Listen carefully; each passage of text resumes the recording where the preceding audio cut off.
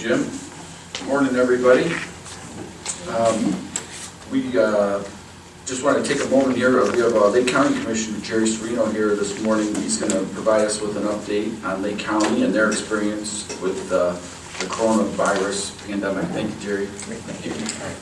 Talk from here? Sure, anywhere you're comfortable. Okay. Yep. I might as well just stay here. Sure. Yep. If you don't mind. Commissioners, thank you for the opportunity to be here with you. This is a first for me. I've never been to a commissioners meeting as a commissioner in another county, so it's a privilege to be here. And as you all know, Lake and Geauga counties, besides being neighbors, we share a lot of programs together, and a lot of the same qualified people that serve a lot of our not-for-profits work together. So, and we have shared lots of information previously in the past, so we certainly wanted to encourage that, and that's why I'm here today. And also on behalf of my colleagues we're going to be meeting at 10 o'clock this morning in Painesville, would like to reciprocate and offer you the opportunity to come, all of you or some of you, to come and let us know what you're up to, and particularly when we go back into public session, which probably will be mid-June or thereabouts. Absolutely. Just wanted to share with you a few things, and realizing that every county is responding a little differently. There's some different twists depending on a lot of the individual circumstances, but we started planning for what we thought was going to be the case in early March with how we were going to run the county operations. Is I think you all know we are occupying a new building, which we began occupying in September. And thank goodness this didn't happen right in the middle of the transition. It would have been a real tough thing to do. But it made it a little bit easier for us to restrict flow of people in and out of the building and so on. So we had planned on the restrictions that we ended up putting in place in mid-March with identifying a single point of entry for non-employees, the public that needed to come in. And we had been working up until, and it will be the case until tomorrow, appointment only visits by the public. The challenge, as I think you would have the same situation, is that the auditor and the recorder's offices, as Commissioner Dvorak would appreciate in the real estate business, we didn't want to interrupt the flow of title transfers, et cetera, and filings. So we had a few details to work out that was a little frustrating for some of the people attempting to do business on records in the records retention area. But we were able to work through that and put in a drop box immediately for everybody to drop off anything that needed to go to the county. And then we had people checking that hourly and making sure that it was directed to the right department to keep the flow going. And we got that worked out pretty well. We also had our buildings and grounds staff, since we're pretty much all in one place now, building and ground staff to really redouble their efforts to make sure everything was constantly cleaned and sanitized, which they are continuing to do. And so far that has appeared to have worked out very well. But again, our focus, as I'm sure yours has been, was to not interrupt the service to the community as much as possible. There certainly was some interruption and some inconvenience, but that was unavoidable from everything that we decided to do. So we're issuing a press release today that the June 1st we're going to be opening up the buildings. Face coverings will be recommended. We have in our main entrance we have a sheriff's deputy sitting at the desk who will be logging people in and checking temperatures. He will also have a supply of masks for those who wish to do that. We are encouraging still appointments in advance, but unlike the way we've been doing it up until tomorrow, actually, we are not requiring appointments. So the sheriff's deputy will simply call the department, and because it's difficult to navigate into the old building, which is connected to the new one, so we don't want people wandering around, so we will be escorting people back and forth here. We'll be limiting the elevators. Unfortunately, the original rule was one person per elevator, which in our chambers is on the 5th floor, and it's a lot of stairs for people to take, so including present company included. And so we're changing it to 3 people per elevator, again, with face coverings of some type recommended. And so we're going to revisit this later in June and determine if we want to loosen up the policy at all. We're going to be looking for information from our health district. We've worked very closely with the health district, and as sometimes the public gets confused, the health district is not part of county government. They're an extension, as you know, an extension of the state health department.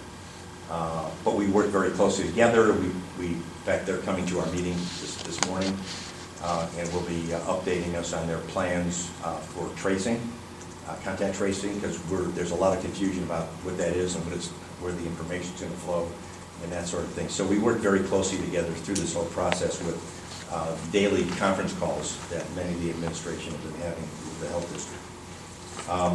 So again, we think it's from a health perspective, it's gone well. And I know our administrator and your administrator spend a lot of time talking to each other, probably once a day, to share information, which is fabulous. That's great to have. On the economic side of the equation, which is one we're all pretty much thinking a lot about these days, and again, I think it mirrors probably what you've experienced in Jaga, this has been devastating economically to our businesses in different ways depending on the business, and it is devastating to us from a sales tax perspective. And so we've been, throughout this whole 2.5 months, been talking very regularly with our business owners, restaurants. We have a lot of aerospace machine companies who, while they were allowed to operate, their customers have gone away. So continuing to operate is a moot point for many of them, because the downstream impact of air travel being reduced. Wall Street Journal reported today they're going to get rid of 13,000 people because of the reduction in air travel. And that's going to trickle down to machine shops who are making parts for Boeing and other aircraft companies, including GE engines. So we have not yet really seen the devastation to the economy locally, because there hasn't been enough time to really see all of the impacts here. One of the things that we're doing is we're given a special grant, as many of the counties were, from HUD of about $822,000 as a special addendum to last year's Community Development Block Grant Program. And so we were faced with, what do we do with that money? How can we, it was supposed to be spent on COVID-related issues. So we sat, the 3 commissioners, and we decided that we really wanted to use the money to help small businesses. Those that didn't qualify for PPE or PPP, or didn't get SBA loans qualified, and other remedies. And so we are launching this week a program. We're going to be spending $700,000 of that $822 on loans and grants to small businesses. The loans will be up to $20,000. We've structured the loans once someone is qualified, that they are 5-year loans, basically a term loan. There are no payments in between. It's a balloon payment at the end. No fees to start up, and no interest payments. And we actually have an incentive for every year they pay the principal early. So it's a meaningful incentive to pay back the loans. We have established a loan committee that is headed up by a guy who is our Port Authority acting director right now, who spent 40 years working in a bank. So Tim Cahill is very, very qualified. Because we're going to require credit worthiness, obviously, and probably personal guarantees for most of these loans, if not all of them. So we want to go through a good process, and we don't want to lend money to a business that is going to go out of business in 3 months. So viability will be something that we also look into. On the very small side, or what we call the micro businesses, we're going to be doing grants of up to $5,000.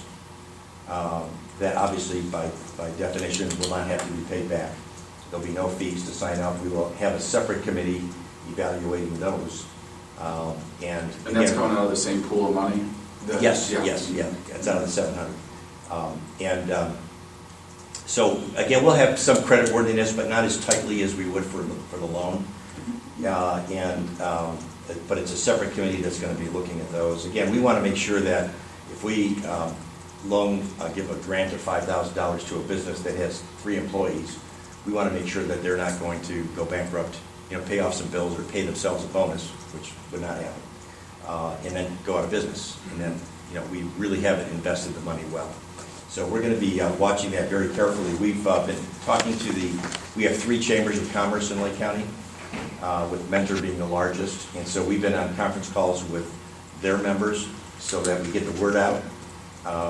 And unfortunately, Mentor businesses can't qualify because they have their own HUD district, so you can't do both. But we really think that this is going to help a number of businesses stay alive. The main purpose is to maintain employment levels, because if we can't maintain employment levels, we're going to have a much bigger problem than we might otherwise have here. So we also have doing some fiscal things, and these I think I know you will appreciate, is that we initiated at the beginning of this month a hiring freeze. And any exceptions to the hiring freeze have to get approved by all 3 commissioners, or by 2 of the commissioners at least. We've delayed and put off any capital projects and purchases of any non-essential equipment. Those are just good, fiscal things to do. We've also alerted every department and every other elected official's office that we are asking them to do. The departments that we control, we're not asking them, we're telling them. Mm-hmm. The elected officials, we're asking for their cooperation for what amounts to a 5% annualized reduction in their run rate, which means to get there, you have to be 10% for the second half of this year. So far, we've had pretty positive response. Nobody wants to do it, nobody will like it, but it's something that we have to do.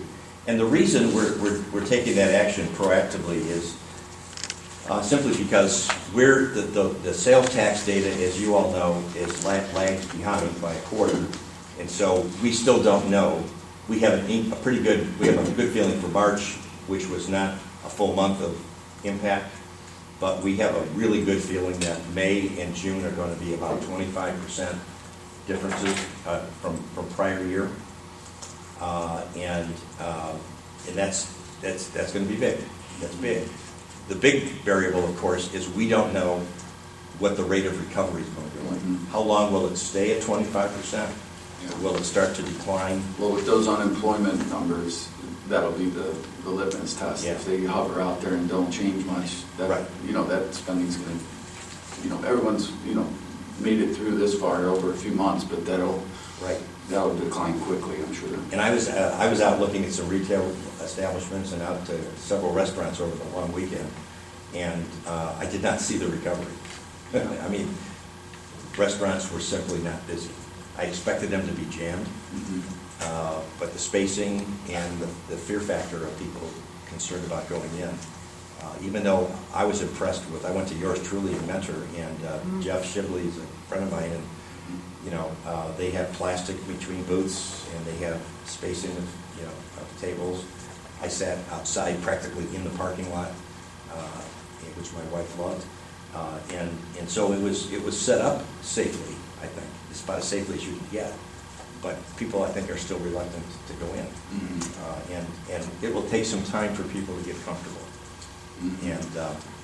but it's going to be a longer recovery than I think some of us may have thought. So again, we're working very closely with our businesses to try to help them in any way that we possibly can.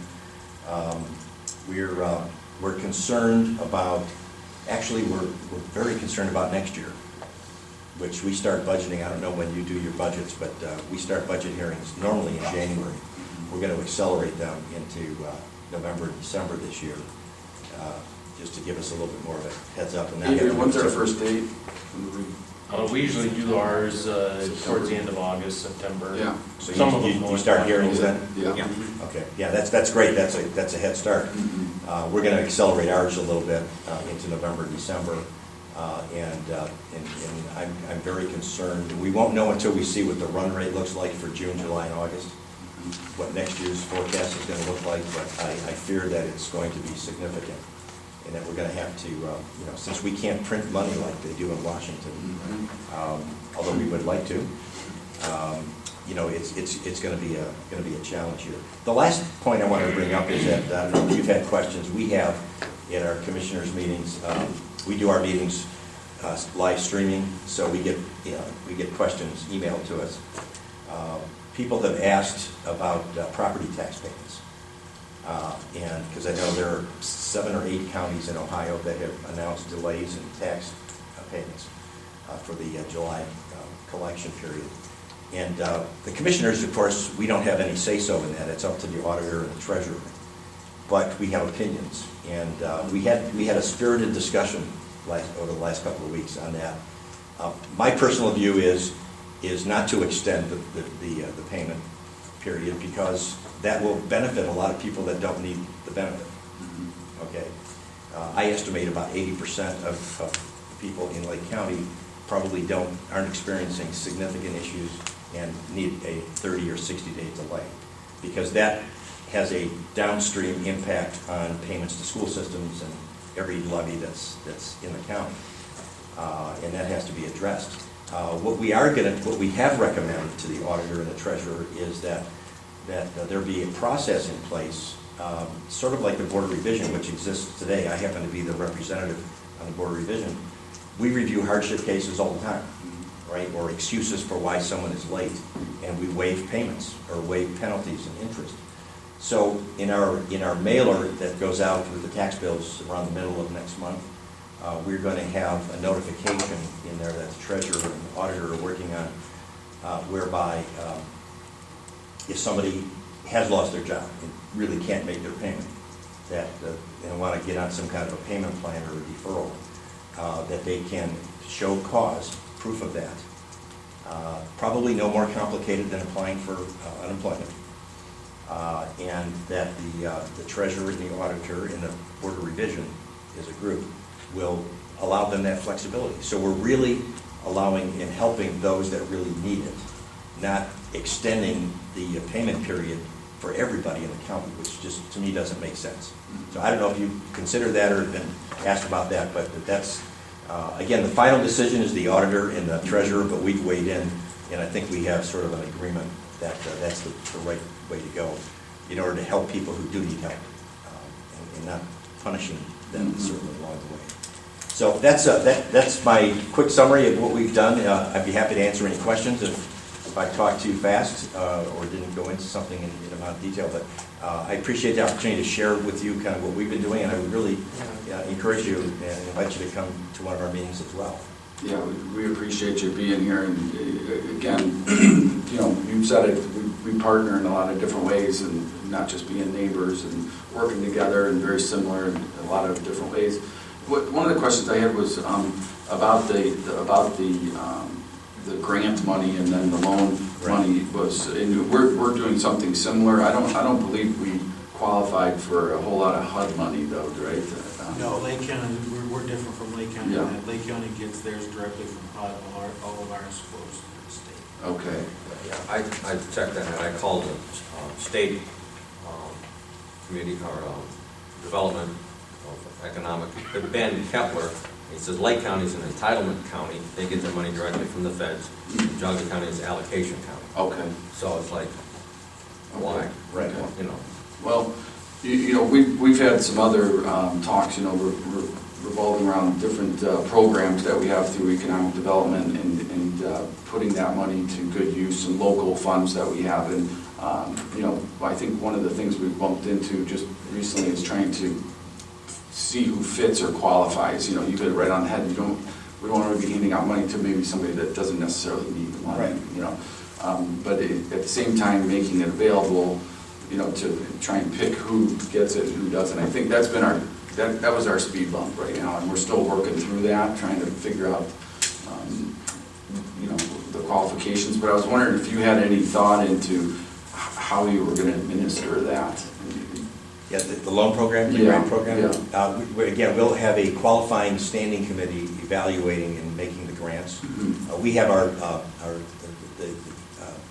planning department manages our community development block grant fund program, Okay. as we have normally throughout the year.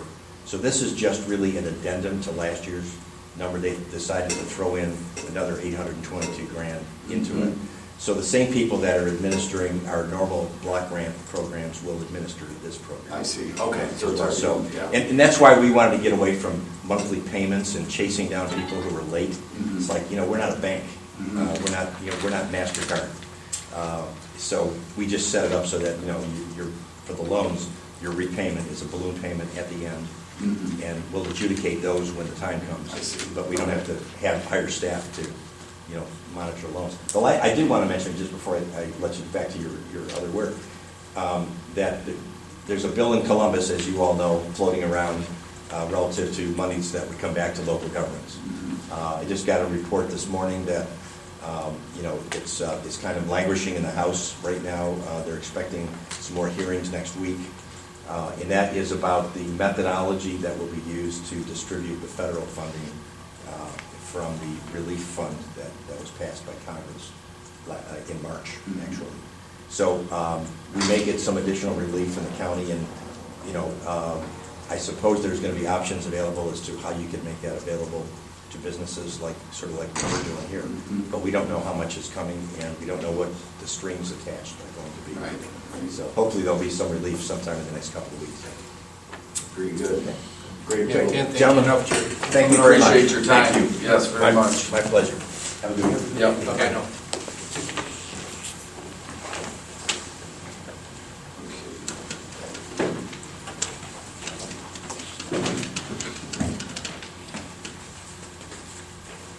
All right, so, Adrian, we have financials. Gary has a comment. Reports from previous, from the May 19th, since there was no session, approved the financials amongst other items, including supplemental from the sheriff's office and their commissary fund equipment account to purchase required dental equipment needed at the jail for inmates. This is not paid by the taxpayers, this is internal funds. Cash transfer from the sheriff, engineer, and board of DD for March and April unemployment payments. Encumbrance, a contract PO from the Commissioner's Office to the Cleveland Clinic Foundation for the Lifestyle EAP program costs. $5,181 from the Department on Aging to various seniors for reimbursement of fees paid for socialization trips that were canceled due to COVID-19 and reimbursed to the department. $181,390 from the Sheriff's Office to Ganley Chevrolet of Aurora for 5 Tahoes, 4 for the Social Security out of the Sheriff's Rotary Fund, and 1 out of the General Fund that is replacing a vehicle that was totaled. $89,355 from the Sheriff's Office to Motorola Solutions Incorporated for hardware and software support for the 800 megahertz radio system, and $617,836.22 from Water Resources to Workman Industrial Services for pay request number 4 of the Auburn Corners upgrades and Troy Woods conversion project. And on May 20th, a financial supplemental from the juvenile court in their CASA fund salaries, Medicare, and OPERS accounts to continue processing payroll. So, did you say, what was the sheriff's department with how many Tahoes? That was the 4 Tahoe, or 5. 5 Tahoes. Okay. That was previously approved back before any of the issues we Yeah, experienced. I thought there were, I remember hearing of 1 Tahoe. The one was the replacement for the one vehicle that was totaled. That came out of the general fund. The other ones were out of the Social Security fund, but they were all budgeted for. I'll be honest, Jerry, I must have missed that day. Yeah. I would have, that's kind of. Before I approved that, Adrian and I verified. Yeah. So that was part of their annual budget from last year, is to get 5 new vehicles? Yeah, those were actually carryover purchase orders, so for those, the 4, it was a 2019 purchase order that they had done. It was. Yeah. Okay. And if I'm not mistaken, all 3 of the Social Security ones, actually, those get reimbursed to us Yes. 100% by. Oh, they do? Okay. Yeah, by Department of Justice or whoever. Okay. Is that for the task force, and then. The one on insurance, right? Or that one we No, already did? So they'll have 3 that'll go to the Social Security, and what'll happen is then when they do the rotation, the Social Security task force pays for those vehicles, and then when normally it's a 2-year rotation, I believe, on those, and then those vehicles come back to Geauga at 0 cost. Okay. So it's a pretty nice deal that they have with that. It's every 2 years we get basically 3 free vehicles Okay. that get rotated back into our fleet. So what was the dollar amount for that? $181,390. Okay. For all 5. For all 5. So 3 of the 5 will be reimbursed then. Okay. Okay. All right. Okay, and then on the items that were approved by the county administrator, on May 19th for transit, approved an unpaid leave of absence for Francis O'Malley, unpaid leave of absence for Gary Barath, and unpaid leave of absence for Marvin Springer, unpaid leave of absence for Francis O'Malley, due to the COVID-19 pandemic, for up to a maximum of 160 hours during the period of payroll number 11 through the end of payroll number 14, following the use of all remaining vacation time for each one of those. For Water Resources, accepted the resignation of Veronica Teflinsky, Administrative Assistant, to be effective May 29th, 2020. And on May 27th, approved for Department of Development, accepted the resignation of Rebecca Sedevy, Program Coordinator, to be effective May 29th. The Maintenance Department approved and executed the service contract agreement with Shep Electric Company Incorporated to provide inspection and maintenance services for the Geauga County generators for a 2-year period in an amount not to exceed $10,000. For Transit, accepted the resignation of Marvin Springer, part-time driver, to be effective May 31st, 2020. And for Water Resources, approved and executed the Ohio Water Development Authority Fund Payment Request number 12 for technical services for the Sheridan Township Wastewater Treatment Plant and Sewers Project in the amount of $4,426.35. Thank you, Jerry. Thanks, Jerry. Okay, so today's financials include a cash transfer from multiple funds, including the general fund, the unemployment compensation fund for April unemployment self-insurance payments, and a cash transfer from the general fund to the sheriff's 800 communications fund for their first half 2020 support.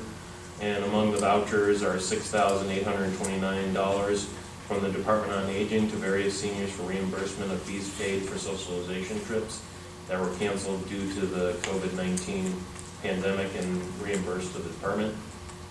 $115,934.25 from the Commissioner's Office to Portage Geauga Joint Juvenile Detention Center for 1/4 of the county's 2020 operational support, and $174,528 from the Engineer's Office to Alltech Incorporated for a new model bucket truck. And again, this was originally ordered in 2019. $33,287 from maintenance to E-Technologies for UPS units for the safety center.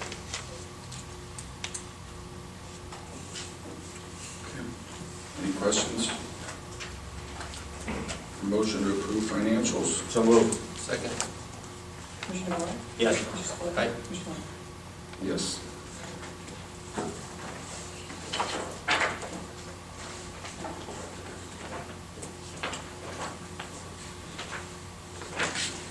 Hi, Shane. Good morning. So, a couple of months back, the engineer's office made a decision based on the circumstances around the COVID-19 funding issues to postpone the Washington Street realignment project. That project was estimated at $2.5 million, which is a substantial amount of our approved budget for 2020. In an effort to offset the shortcomings that we expected, after reevaluating the 2020 bids that we had received, We realized that put us at a kind of a deficit in spending, so we were going to have a significant carryover going into 2021, which would then put a pretty heavy burden on our workload for next year. Looking at the projects that we had planned in 2020 and 2021, we chose another project to put out for bid in 2020. The Burton Windsor project that's on the agenda today is 5.2 miles of county highway from the Burton Village all the way out to 528.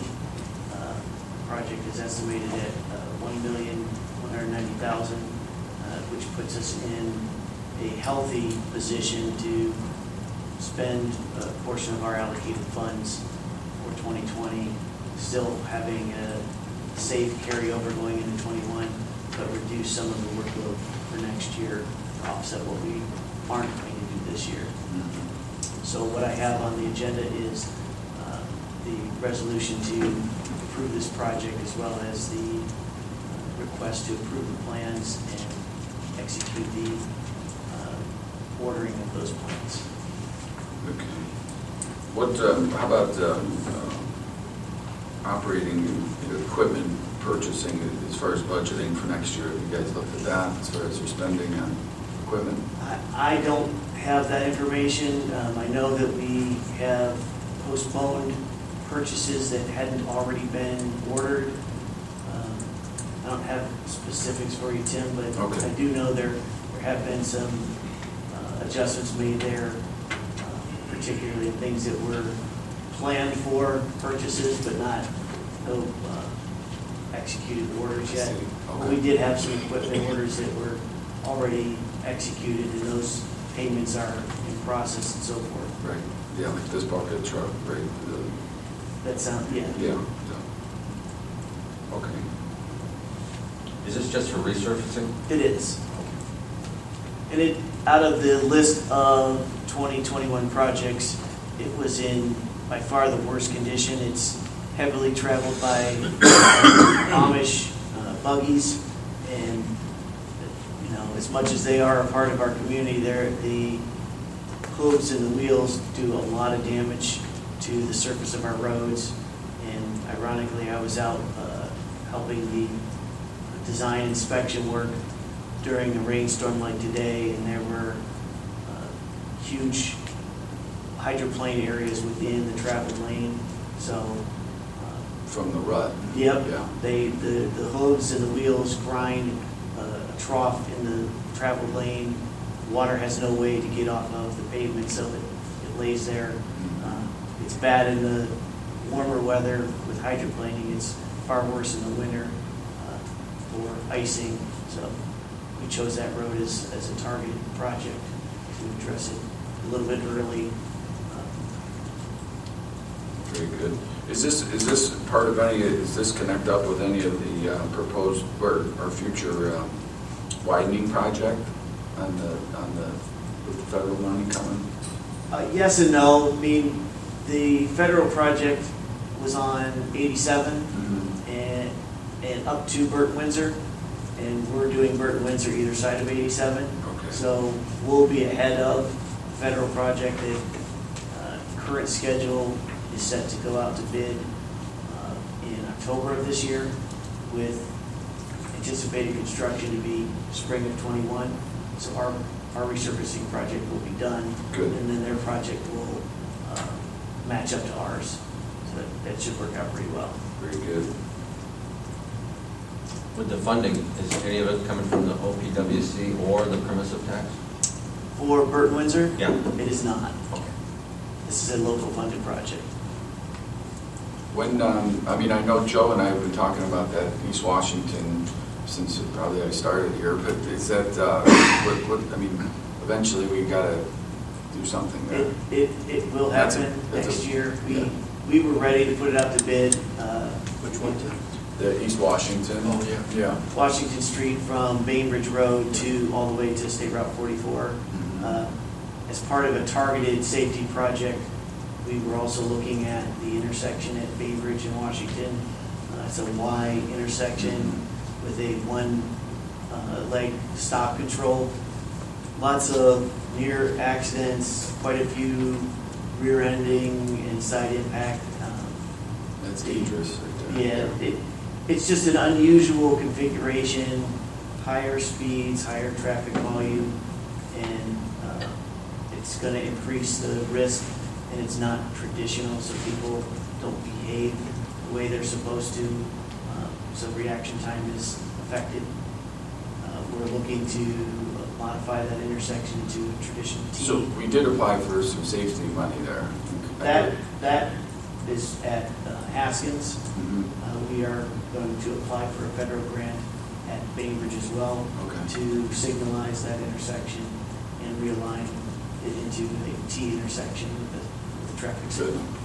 So that project and the alignment project from Bainbridge to 44 will happen kind of in a 1-2 step next year. Okay. So, again, we turned something bad into something better. We were able to put those two projects back to back. So Okay. there'll be a better transition. Very good. Yeah, it's smart. That sounds right. For sure. Okay, good. Any other questions or comments? No? Okay. If we could read 5 and 6, please. The county engineer's office is requesting the board approve and execute resolution 20-057 to improve Burton Windsor Road CH14, sections A through E, in Burton Middleville, Northumberland Township. The county engineer's office is requesting the board approve and execute resolution 20-058 to order the improvement of Burton Windsor Road CH14, sections A through E, in Burton Middleville, Northumberland Township. This resolution also requests the board approve and execute the title sheet and the specifications for the same. And further, this resolution sets a bid opening on Wednesday, June 24th, 2020 at 2:00 p.m. Notice of this bid opening will be advertised on June 4th, 2020 and on the county website. So moved. Second. Commissioner DeWart? Yes. Commissioner White? Yes. Shane, a quick question for you. So with with our, some of the funding that we would be receiving would be on the gas, correct? So what do you think as far as, the whole situation with the slowdown in businesses, obviously slowdown in travel? What do you think the ripple effect will be? Do you guys have any kind of an idea? Like, how's our funding and stuff, what do you think for next year? Commissioner Serino was talking a little bit about, real estate taxes and how we believe that the real estate tax will still be at a high percentage. There will be somewhat of a dip, but not nearly as significant as some of the fuel tax impacts that we've seen. Obviously, over the last probably 60 days, the vehicle miles is way down. A lot of people were working from home or just not going out. We're hopeful that a lot of that will resume to more normal levels soon, but it could be a 10 to 15% annualized Yeah. effect, and we've made some adjustments. We're looking at 21 as a measure of how far we can get through our planned program and what we need to continue to push forward into future fiscal years. I know that some of the budget discussions have already started at our office, and we're able to flex some of our projects and prioritize them. Each one is a piece or a percentage of the total budget. We try to do the worst first and adjust accordingly. Right now, we're hopeful that we'll find some normalcy by this time next year, Okay. but still operating at a reduced level out of precaution until we have the real numbers, which are 3 months behind on reporting. Yeah. We won't know what March looks like until June and so on. Very good. Oh, thank you. Thank you, gentlemen. And Bye-bye, Shane. Okay. Probate juvenile court. No? The probate Parkway Juvenile Court is requesting the board approve and authorize the president of the board to execute the Ohio Department of Youth Services, DYS, Juvenile Court Grant Agreement and funding the application for 2021 for the period July 1st, 2020 through June 30th, 2022, in the amount of $221,000, $221,094.92, including the 2020 carryover of $65,503.01.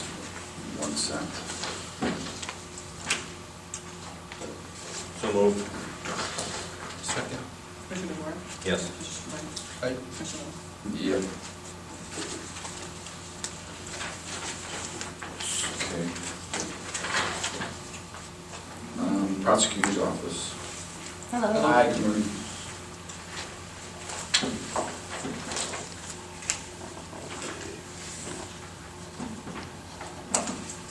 So we just have applied for or wanting to apply for our yearly grant for the Victims of Crime Act and our State Victim Advocacy Act that runs the program through the prosecutor's office, in conjunction with the prosecutor's office.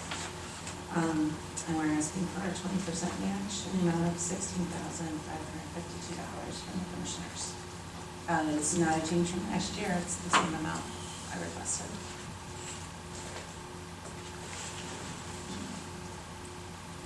Okay. Any questions, comments? No? Okay, motion please. I make that motion? Second. Commissioner DeWart? Yes. Commissioner Spillier? Aye. Commissioner West? Yes. Okay, Thank you. Bye-bye now. okay, soil and water. Good morning. How you doing, Carmel? Good. Have before you the local area agricultural equipment purchase program from the state farmland preservation. They extended the application period to June 1st due to a delay in application and governments getting meetings taken care of and so forth, meeting with landowners. So in the extension, we did get one application interested, Jerry and Jamie Davis on Rapids Road. It is a horse farm, and they also grow crops of hay, grain, and sunflowers, I believe. So it's a 47-acre farm. They board about 10 horses, I believe. And it was actually an old race track of some sort about 50 years ago, maybe, 40, 50 years ago. It abuts many acres owned by the Nature Conservancy, the Burton Wetlands. That whole complex down there is the ecological little wonder down there. So it's right abutting all that property, so it's just extending the property. Would it be like the old Fritz place? Or? It is. Well, it's not the game farm. It's Okay, yep. It's actually their home property. I see, yep. But that all connects, all Yep. protected property through there. Yeah. So it's right up against the Rookery, White Pine Bog, a lot of things that are very unique to the Burton area. Yeah.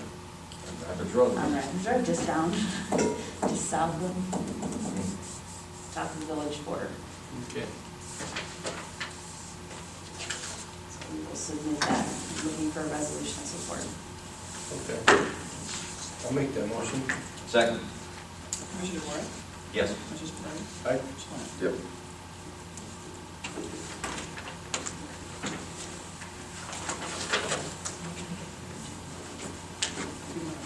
Okay. Okay, so perfect. I'll wait then. Thank you.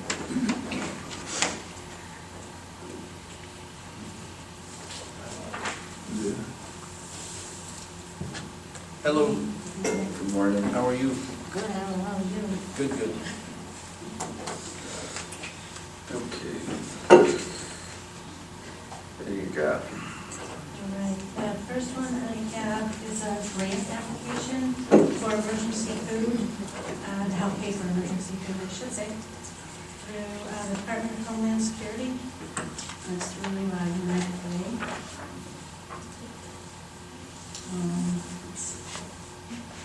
The first one, there's like two different parts of it. The first one is case for congregate meals, curbside pickup, home delivered meals, and also for the senior food pantry that we're doing right at 470 location. Okay. Now, is this in addition to what we're already doing? Yeah. Yeah, what we're doing is doing the curbside pickup. We do home delivered meals still, but we've been getting more because of the clients that can't get out, that they qualify for home delivery. Okay. And then we also doing curbside meals for clients that can drive, but they don't want to go to the grocery store, so. I see. Okay. Okay, good. Okay, if we could have a motion on number 10, please. So moved. Second? Commissioner DeBoer? Yes. Aye. Yes. Okay, 11. Okay, the next one is,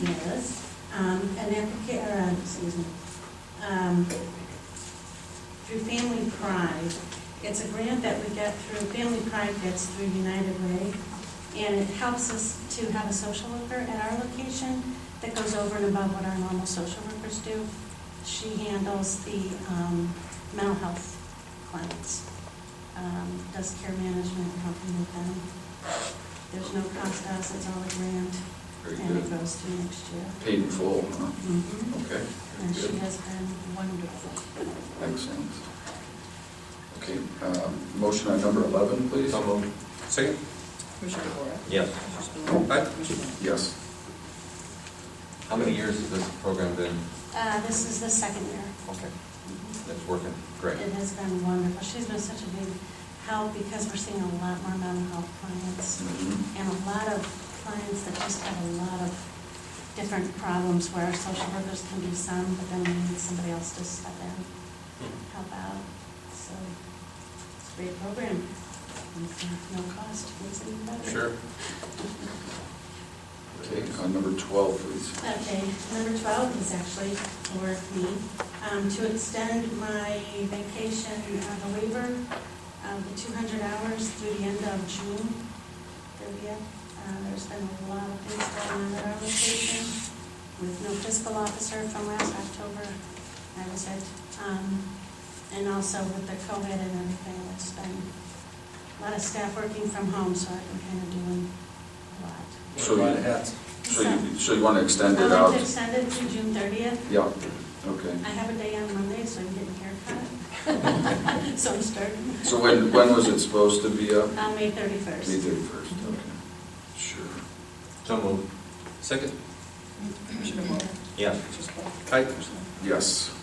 And thanks for helping out so much. Yeah, Thank no you. doubt. Thank you. I know it's been a lot. All right. I'll put that- Yep, Thank too. you. All right. Okay. Hi, Gina. Hello. No, we have Dave Oh, here real skip quick. Dave. Yep. One more. Oh, I'm There's sorry. an updated agenda. Sorry, That's why. Yeah. Sorry. Like I've been seen you waiting at the a long grocery store, time.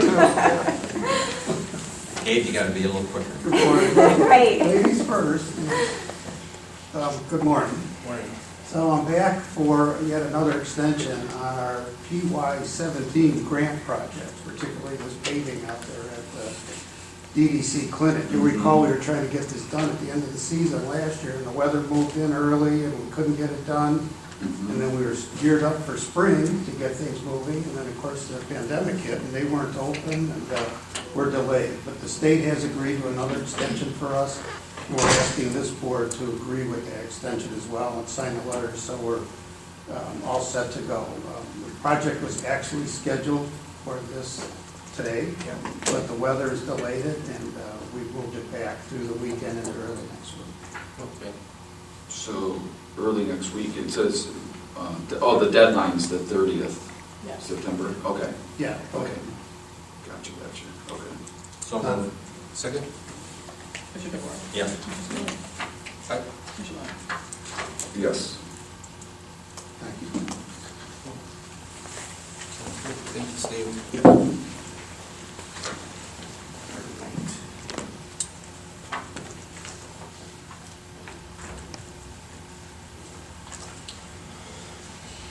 Okay. Okay. All right, so the first one on there was just about a change in our policy and procedure manual that you had approved a couple months ago. we realized there was the word additional in there, which, although we enjoyed it for the one Right. holiday, we don't need the word additional in there. It wasn't needed and kind of screwed up what we were trying to do with the payment. So we just wanted to take that word out.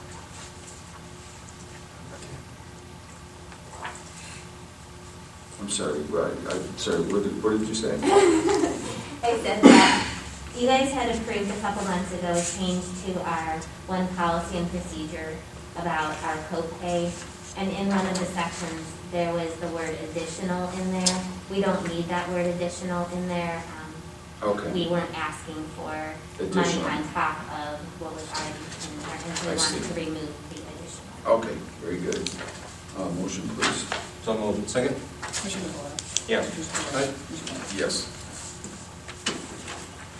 And then the second item we had on there, is a little bit early, just a couple weeks early, but for Elder Abuse Awareness Month, June 15th is recognized as Elder Abuse Awareness Day. And we originally had several events planned, including a walk around Chardon and different things like that, but with COVID-19, we decided to cancel those. But we still did have a resolution that we wanted to have signed so that we could present it to our EPS team. Okay, very good. Make a motion on the resolution. Second? Commissioner DeBoer? Yes. Commissioner Aye. Spillier? Commissioner Warren? Yes. So Gina, let me ask you a question. Did you see a spike in child abuse cases during this? No. And so, which I think we were expecting just because we lost a lot of our mandated reporters, like actually having eyes on the children. So we've still received calls. The child abuse side of things has definitely declined, but we're still getting new calls in. We've done a couple of things as far as reaching out to schools, talking to our partners as far as different counseling agencies. We put an ad in the paper, different things like that to just say that we are still open. We are encouraging people to keep their eyes open and to call in any concerns. So again, we've still gotten them, but across the state, the numbers have really dropped. APS-wise has sort of stayed consistent because what we're getting a lot of for APS is self-neglect referrals. And so people calling in concerned about, whether it's a family member, a neighbor, something like that, that they may not be taking care of themselves during this time. So let me ask you, so on the cases that you get, on the child abuse or child neglect cases, how many, when you're, let's say, prior to this, what is the percentage that you're receiving from, schools and, friends of the family or anonymous, or what's the percentage of that Ours have compared to? what it is now. I wouldn't have it specific to break out to you to say Right. how much, what the percentage was school-wise, family-wise, anonymous-wise. I don't know that number. What I can tell you is overall our numbers have dropped by at least 30% as to the amount of calls that we're Right, but getting. I guess my question is because I definitely, share a concern with this whole lockdown because, I can tell you that there's Oh, we know it's still cases going that are on. out there that are not getting reported to you. These kids are in a bad situation, but, the referrals that would come to you under normal circumstances would be schools, would be, all of a sudden somebody sees the kids, filled with bruises or what have you. And, and I'm bothered with this lockdown and, a lot in that situation because, how many kids are put in a predicament that they're basically, locked in a room or whatever, and who's reporting it when there's no exposure to anybody else in the world. Right. And, that's why what I'd like to try to do is circle back around, and see what the possibility is to really maybe even have you guys come in and possibly, bring us some information, to just publicly put it out there, because I think there's a lot of concern when you close the world down and some of the dirtbags of the world, abuse kids. So I'd like to try to see what some of these spikes might be in months to come, of you guys finding out of really what happened while everything was shut down. Yeah, and we can absolutely, if there's specific numbers that you want, you can definitely either send me something, send Craig something, and we can come back and present it. We have the same fear, and our staff has talked about that a lot. That's one of the routine questions I ask every time. I still meet with my supervisors, as a team, and then I meet individually with them every week too. And so the intake and assessment team, that's my first question that I ask them. Where are our numbers? How many new calls have we gotten? How many cases have we screened in? Where is that compared to where we were, in March, in February? And so we are watching those things. Like I said, we've put some things out into the community to say, please still continue to call. Please keep your eyes open. It'll be interesting to see, did things increase after, people saw family more this weekend and things like that. I will say the schools, I think they still did try really hard during this time to still call us if they had concerns about, kids not logging in or kids not doing things that they were supposed to do. So maybe they didn't see something on a child, to say, I saw a bruise or I saw this, but, I'm kind of concerned because I haven't heard from this family in 2 or 3 weeks. And so, so we did try to help with some of those situations and reach out to those families. And I would say I think we were one of the few counties who did. That was a question that came through our listserv, from other counties, what are you doing with these? And I said, we are trying to reach out. Even if it's just a phone call to say, hey, just wanting to make sure that everything's okay. Do you have what you need to be logging into school? So we did follow up on a lot of those calls, and I do think that the school did a good job, and we really tried to then emphasize with them, please continue to call if you have any of those kind of almost pink flags, not the red flags, but they're almost there and you have a little bit of worry. So I think they did the best that they could. But yeah, we'll be happy to come back and talk to you. Yeah, we're really curious to see. Yeah, because numbers do go down usually in the summer anyway because of school being out, so we know that schools are a huge reporting source to us. Right. Okay. Yeah. Sometimes the school is the safest place to be for some of the kids. Absolutely. Yeah. And so it was hard to have them close. And then not knowing what it's going to look like in the fall. Sure. Okay. Okay. Yeah, thank you so much. Can I have the...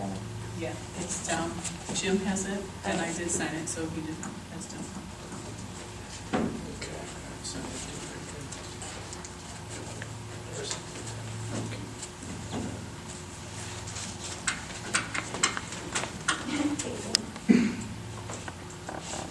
Thank you. Thank you. All right, thanks. Bye now.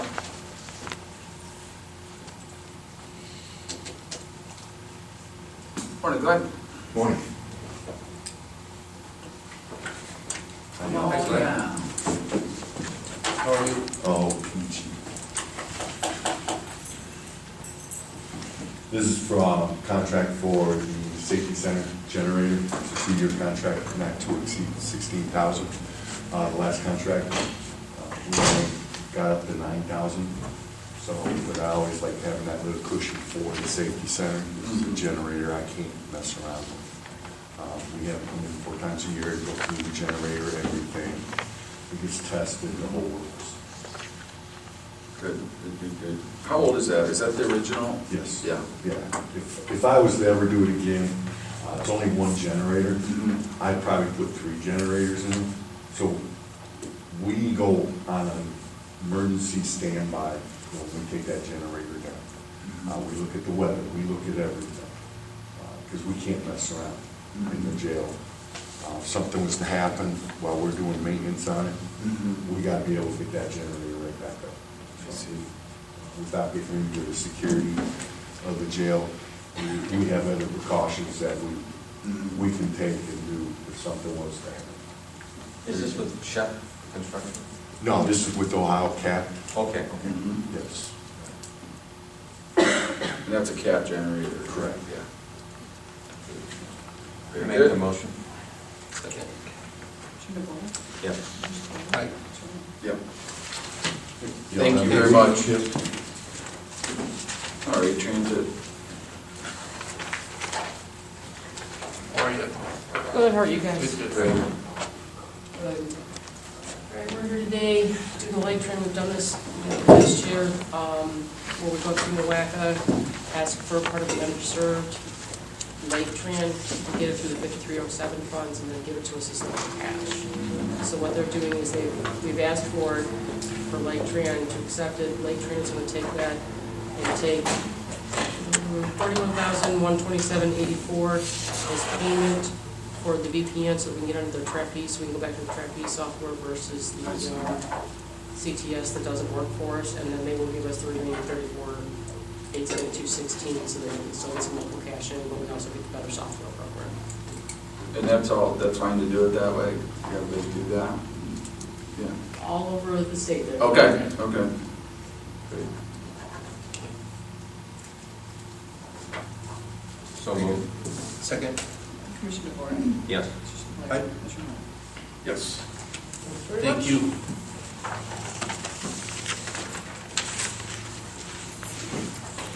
Morning, Steve. So Water Resources, looking for the board to approve and authorize the president of the board to execute our fifth payment, working industrial services for the Auburn Corners wastewater plant in the amount of $398,248.68. Very good. Is that the last payment or no? No, we're about halfway Okay. on money. Yep. Okay, motion please? So moved. Second. Commissioner DeBoer? Yes. Aye. Yes. Okay. And the department's also asking that we move into executive session to discuss pending litigation. Okay, and then I'd like to invite Jerry in, and anyone else? Susan Weaver. Susan, okay, good. Okay. Great, motion to move into executive session? So moved. Second. Commissioner DeBoer? Yes. Commissioner Lund? Yes. Hey, where do I sign here? Is this? You are the, you are the, Yeah, right you there. are right there. Jerry is the green one. Jerry is Oh, the okay. sign the same Jerry. Is that it?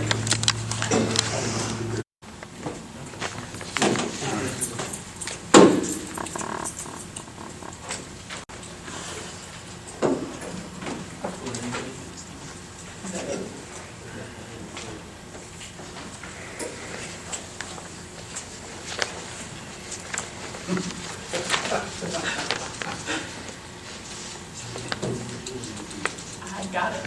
I'm good. Squared away. I was prepared. Okay. Where's Jerry? There he is. Yeah, is that Jerry's? Yeah, Jerry. Dude. Down there. Yeah. Things ready. Oh. My neighbor. Do you need a chair like Glenn? Well, you said you got it, so. Like my driveway and two houses down. Okay, we're back from executive session with no action. And, We do an addition. We're gonna do Do the an addition addition. of tracks. okay, we do have an addition, okay? And you want to go ahead and lay that out for us? The Department of Water Resources is requesting the board award the bid to Trax Construction Company for the Sharpen Township wastewater treatment plant and sewer project in the amount of $5,106,339.49. As they represented the lowest and best bid, the bid bond submitted shall be held to serve as the performance bond for this project. Okay. So moved. Second. Commissioner DeBoer? Yes. Commissioner Spillier? Aye. Commissioner Lund? Yes. Okay. Thank you, Steve. Thank you. Appreciate it. The next two items are, again, like we did with Karen Stone, this is just an extension. They're supposed to be up at the end of this month with to get the 200 hours. I'm asking that it be extended to the end of June for Joanna, the Director of Transit, and for Roger, Director of DES. Same, On all the work that they've done. same thing, yep. Okay, motion, please. Make a motion on 20 and 21. Second. Commissioner DeWort? Yes. Commissioner Spillier? Aye. Commissioner Levesey? Aye. And Commissioner's Office requesting the board cancel session for Tuesday, June 2nd, 2020. So moved. Second. Commissioner DeWort? Yes. Commissioner Spillier? Aye. Commissioner Levesey? And then the Commissioner's Office requesting the board approve and execute resolution number 20-061, establishing, changing the location of regular special emergency meetings of the county, or the Board of County Commissioners due to the current COVID-19 situation. This resolution takes it to the end of June, Okay. so that the meetings will be held here through the end of June, and then We in can- July, we will resume back in. Okay, yeah. We can reevaluate at that time still, I guess. Perfect. Yep. So moved. Second. Commissioner DeWort? Yes. Commissioner Aye. Spillier? All right. Do you want to, so, did we talk about the schedule for commissioners' meetings going forward? Yeah, that's what I was gonna say, we're canceling the June 2nd meeting, the plan, I guess, is Okay. to go back to every Tuesday after that. Yes, okay.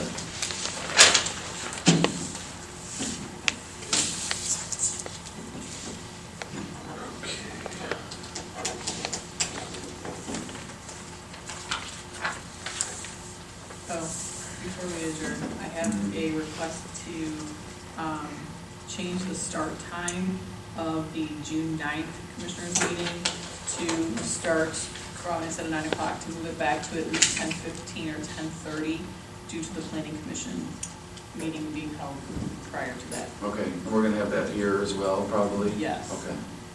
So do I have a motion to change the start time, and what time do you want to move it to? I have tentatively 10:15.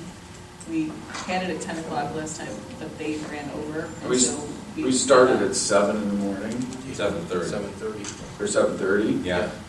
And then we went till, yeah, 7:30. that's too long. It's too Yeah. long. I would say 10 o'clock again, right? I mean, Yeah, and we'll make a point to get them going. Trust Okay, me. because we needed time to Yeah. clean, and that was the whole thing, is when I Yep. picked everybody We'll out, do so it. we could wipe everything down and stuff like that. I just wanted to make Yeah, sure, so. let's do it 10 o'clock, and we'll make a point, yep. Okay. So do I have a motion to move make- the June 9th to 10 o'clock? Make the motion. Second. Commissioner DeWar? Yes. Commissioner Spillier? Aye. Yes. And then Jerry, what else? There's something else. Is there, on June 5th, Friday, is the... I mean, Solid waste. I have trouble jog a solid waste, but no time. Is it tentative? Is it? I had tentatively as 10 o'clock because she was looking for a time from you guys as to what would work on Okay. Friday, the 5th. Jim, can you reach out to Greg to see maybe if he could be at this meeting too? Sure. Yep. The only thing I have is, I gotta be on the west side at, well, I gotta be there about 2, so I don't know what we're So thinking. you're good for 10 then? Would that give you enough time? Yeah, hopefully we can get out of there quickly. Yeah. So can you just confirm it with Jen then, not to change it later than, no later than 10? Yep. That'll be good. I messaged her yesterday and told her that I had tentatively put it on your calendars at 10 For o'clock. 10 o'clock for next Um, Friday. Yes. Okay. And I told her I would let her know if anything changed, but I had tentatively set it for 10, just to be. Okay. Fair enough. Okay, yeah, okay. If you don't mind, No. just, that might help Yep. us. And then we are looking at Thursday, July 9th, as the joint detention center meeting. We're gonna do that online now? We're gonna do it, Portage is going to host it via Zoom. That's the tax budget or something, I think? Yes, it's the tax budget hearing. And then to have a joint board meeting after that, and then you approve the budget. I have not seen it yet. It's gonna be interesting. I don't think we've had any. There's been no conversation at all from them. I've heard nothing. I've got no reports, I've gotten nothing from the detention center. I mean, I think we need to reach out again to we do. juvenile court and talk to them about what the game plan is here going Yeah. forward with this into next year. Totally agree. I mean, I can't, I don't even know what the head count is. It's so low, the amount of kids we're sending to Yeah. juvie. It's- And I'll tell you, looking at that whole situation, my opinion there would be, and I'll tell you, like, their attitude has changed from that last meeting, you know, when we were there. Their attitude has changed in the sense that I think that they are truly now seeing the numbers and understanding, you know, that this is like crazy. It's not sustainable. I mean, And you're throwing money. the problem is, and I don't have a problem, you know, saying this, is the new guy that they brought in, you know, here's the situation. If he works to close this place down and go a different direction, he's working basically to terminate his job. And that's where there's a big rub, is you have to have a position of putting somebody in place there that understands this and is willing to move forward for the betterment of what the right thing to do is. And this is where I think that, you know, I think that Judge Rendell is on board 100%. I really do. I mean, his emails and all of his correspondence that we've had is he wants out. Yeah. So we know that. I think that Judge Berger, you know, he's in his last term, and I think he's also realizing this is a big expense. I think that maybe he's willing to say, we maybe need to make a change. But I think what we need to do is they're falling back on this new director that they got. And I know that at the last meeting that I was at, you know, he kind of was a little boisterous in the sense that he trying to express his opinion, and, you know, and I don't feel that is the right move to lean on him for decisions when this is his job that we're talking about, and potentially, you know, the other ones. I mean, I'd love to see what our numbers are of how many people we've had in the juvenile detention Very center little. since the first of the year. Very, very, very little. If any. Yeah, maybe one or two, yeah. So the problem, you know, from our perspective, once again, is we have very little say or influence in this. You know, this is that board. I mean, we go in and just review the budget, and, you know, we're just kind of after the fact, the commissioners, that, you know, we've been barking up this tree for I don't know how long. Yeah. But it's not our And I think we decision, need you know. to figure out how we Yeah. can, you know, separate ourselves from it. Like, you know, and I gave them my opinion. My opinion on this would have been is, you know, the Portage County has built a brand new, not a brand new safety center, but they've built an addition to their jail. They house about 350 inmates, you know, probably 2 to 3 times more than what we're doing here. And they are out of room with the new addition already. This here, you know, they've got a big work release program there. And I have already said, we could turn that thing over to the sheriff of Portage County. And I'm in the position to say, you know what? I don't even have a problem saying that we want money for it. We want out, because the minute we're out, we're saving $500,000 a year. So for us, it's a savings. And turn that over to the sheriff, you know, and if there's even a possibility that they want to try to network with our work release to have one center, then use that as your work release, minimal security type of check-in, check-out, and it's done, you know, because they can use the room. And I just think that we just got to kind of pretty much get firm with this and just say, game is over, we got to stop. Yeah, it just, I feel like, talk about, that has been one thing that I can say from the beginning of, since starting, is that has just been a rubber stamp time after time after time, you know? And I think it comes down to is we've voiced our opinions on it, but that's all they are. We just have opinions. We don't have the power to pull the plug on that. I think it's got to come from the board and with the influence of those 2 judges, I believe, right? Correct. It's been a while since I looked at the law on that, but my recollection is that Geauga County can get out of it upon the recommendation of the juvenile judge. Mhm. So if It's the- like the chicken if and you the egg get a little that- bit. But if Yeah. you get that official recommendation, Yeah. then, Jug County can withdraw from that, Yeah. and regardless of what Portage County wants to do. So as far as like, if we were to just hypothetically say contract with another somewhere else, right, that was maybe less money, that we didn't have an equity stake in it or whatever, we just go out and be a normal customer to somebody, some other, right? And if Portage wanted to Yeah. keep it going, we Yeah. could be We- their we- customer. yeah, You could become a customer of Portage. Yeah, Totally. yeah. You know, We just don't want to be, we don't want to share the burden of the building costs. So Yeah. Jerry, But so that, you need something official from the juvenile judge Yeah. saying, yes, I have a plan for a place to send those that I need to send to juvenile detention. I have a plan for that, and I want the county to get out of this agreement. Okay. and if we can sit down with the judge and have this conversation and try to find, whether we work with him or, I'm sure he has more access to some of these, venues that they could go to. But if we can do that, you feel confident that we could just sever ties? When I looked at again, in my recollection from when I looked at it, it's been probably 6 months since I've looked at it, but it was that's the way we would get out of it.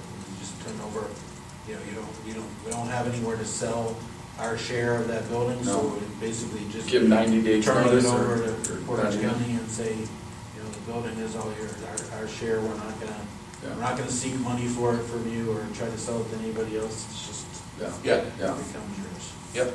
I'm I mean, totally that with you. thing's a boat anchor. And It really here's the is. other risk is what if Portage County were to turn around and do that to us?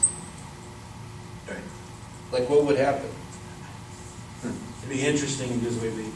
I think they own the building. Jail in Portage. They own the building. Yeah, as I say, we have a share of it, but they own it. Okay. So we have a- And we're an equity operational share.